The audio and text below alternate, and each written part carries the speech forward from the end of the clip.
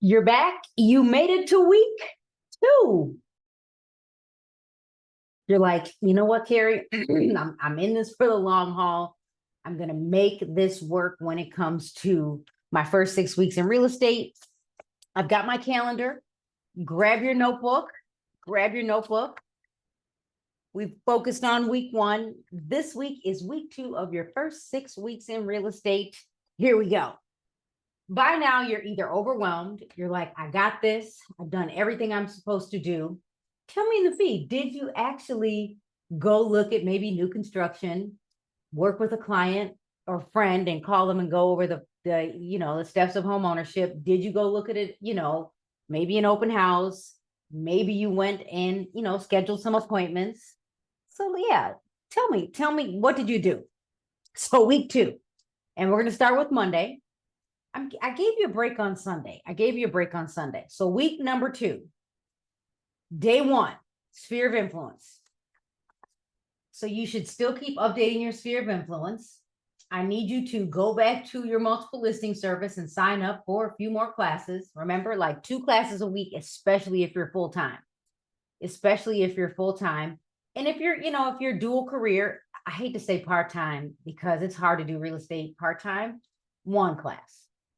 Let's see. I'm in denial over here. Maybe I can't see my own writing. This is what I want you to do. So keep adding people to your sphere of influence, sign up for more MLS classes, and then I want you to look for an industry event. What is happening in the real estate industry that you can go show up to? The best place to look would probably be your local association. Now you could look at this state association or the national association, but I would start there. You could also go and look up the Young Professionals Network, Women's Council of Realtors, the Alliance, NAREP, National Association of Hispanic Realtors. We've got ARIA, the Asian Network. We've got Realtist, which is the African American network. We also have, I can't think of it. It's new to me. There's another network for Asians. Get on Google, like go find an industry event. And then I want you to register to go. Now, even if you can't go this week, I want you to register to go. When I work with my friends in a lot of these organizations, even Women's Council, because I am a former past president of Women's Council Illinois, I'm like, I am more likely to show up if it's in the evening. And when I was president of a local network, we used to have our events at noon, or like 11 a.m. or 11:30 to 1:30. And I'm like, that just killed my day. I had to get there at 10:30 to set up. I had to host, and then 1:30, then you stay after the network, but my whole day was just gone. I like the evening stuff. So that's just me. And you can reach the agents that are dual career. And then I want you to, on that day, I want you to, this is something you're going to work with all week. Keep practicing with your friends.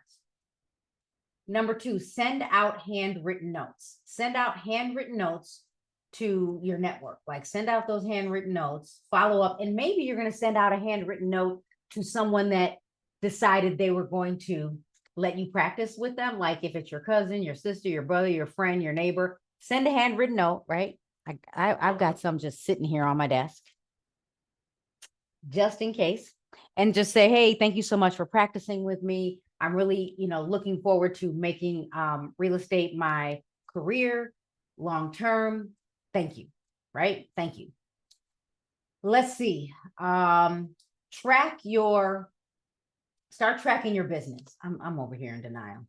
So track who you are mailing your notes to. Track who you're mailing your notes to. So if you're sending it out to your sphere of influence, track that.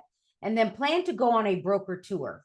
So in real estate, we have what is called broker tours. And broker tours or caravans. Go look on your multiple listing service and plan to go to a broker tour. If you are dual career, find one with a lunch where you work. Find one with a lunch where you work. And then, really, because you can send handwritten notes, you can track who you're mailing them to, like create an Excel spreadsheet, or if you're using a CRM, or my multiple listing service allows me to put in my database. So I can put in notes there and I can track what I've done. So track who you sent a note to. You can also go search for your broker tours. And then you probably still have time, to take a class that day. Day 3, continue practicing the steps of home ownership with a friend. Like read them out loud, print that thing out. You might even just read them out loud like 20 times. And then after you read them out loud, go, okay, so what was it like when I purchased a home? Assuming you purchased a home. Remember, if you haven't purchased a home, you need to be a part of the practice. Even if you don't have enough income, I need you to call a lender and go through the process. Start the process. By Wednesday, so you plan to go on broker tour on Tuesday. By Wednesday, find a tour. If you don't have one in your area, pick the days your city has a broker tour. And then I want you to call the city you work in. Now in our MLS, we can go in and get the city info pages. Our local associations have the city info pages. I want you to call the cities you work in and say this: how do I find out more information about whatever city it is? So for me, it might be Broadview, the city of West Chicago, Carroll Stream, and say, I'm a real estate agent that works in this area. Is there anything I need to know? They might redirect you to the building department. They might redirect you to the website, because sometimes we don't know what we don't know. Like there are some cities where you have to have a pre-home inspection by the village or the city before you list. Some cities have additional documentation for occupancy. If you don't start doing this research, there is nothing like writing an offer on a property, because this happened to me, and the listing agent didn't know they were supposed to have the inspection. The seller didn't even know, because it was new to that city. So take notes. I call every city. That you could just do all day. By Wednesday, you might have found a networking event, or you may have found an industry event. You can go to meetup.com. You can go on event. You could just search events or on Eventbrite. Go find a networking event. It doesn't have to be real estate. It could be small businesses. You want to go net with other businesses. You might even, go on the calendar for when you call the city, also ask when they have their meetings for the village. You need to start showing up. It doesn't mean go out and pass your business cards out. That's not what I mean. You are going to meet and build relationships with people. Day 4, we're going back outside. Schedule those showings. Schedule showings and practice those showings. Remember, talk to your managing brokers, talk to your brokers, make sure you are not violating any rules. If you're just going on a preview, when you schedule the showings, let the agent know. And I prefer when we practice with agents that we look at vacant homes, you still schedule the appointment. You can never just walk in. Let me say this again. You can never, ever, ever just walk in. Schedule the appointment, make sure it's confirmed, show up on time, never going early, never going late. There are some hefty fines, and always put on the hat of, it's not your house. Let me say it again.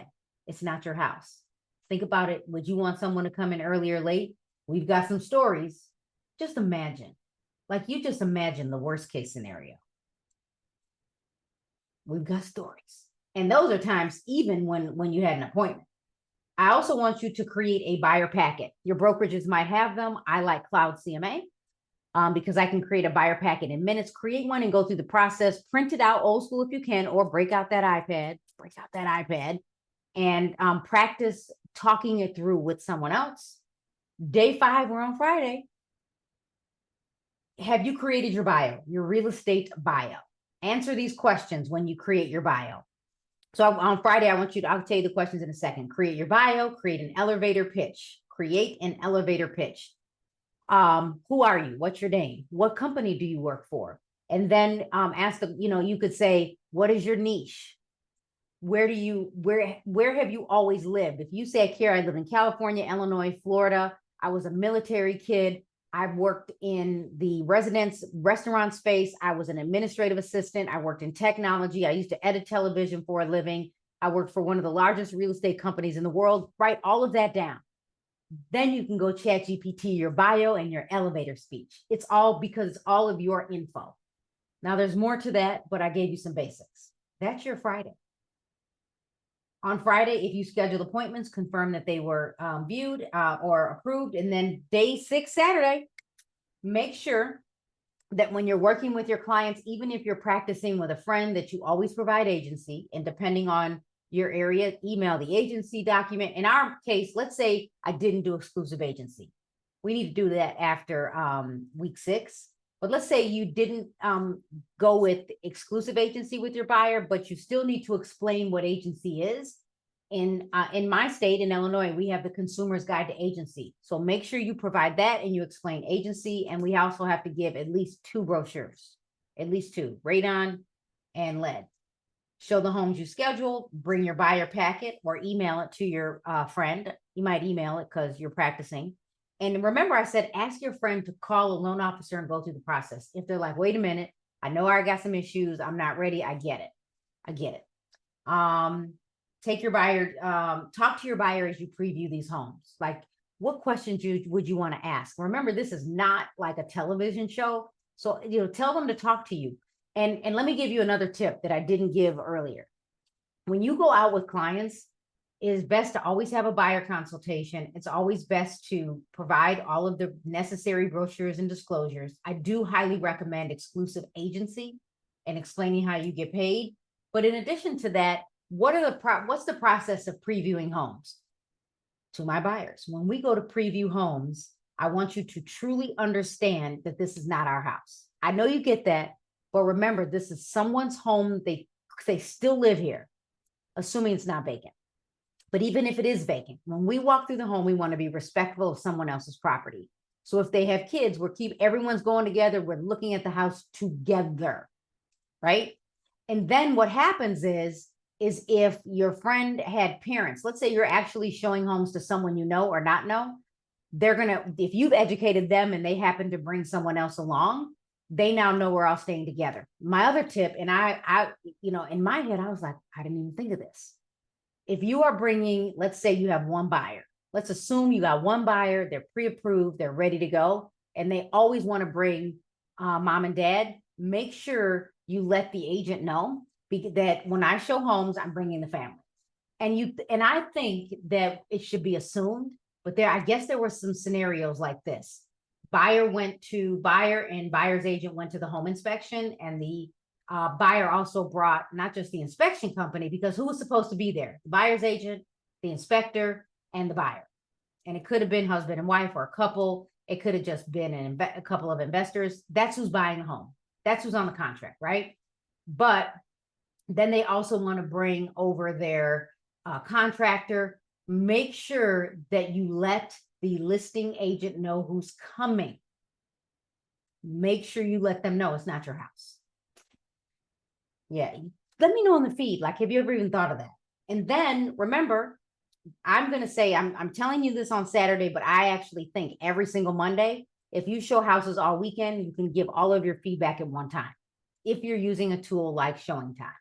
So there's your week. There's your week. If you have any questions, type them in the feed. I've got my week here. I've got my week on the computer.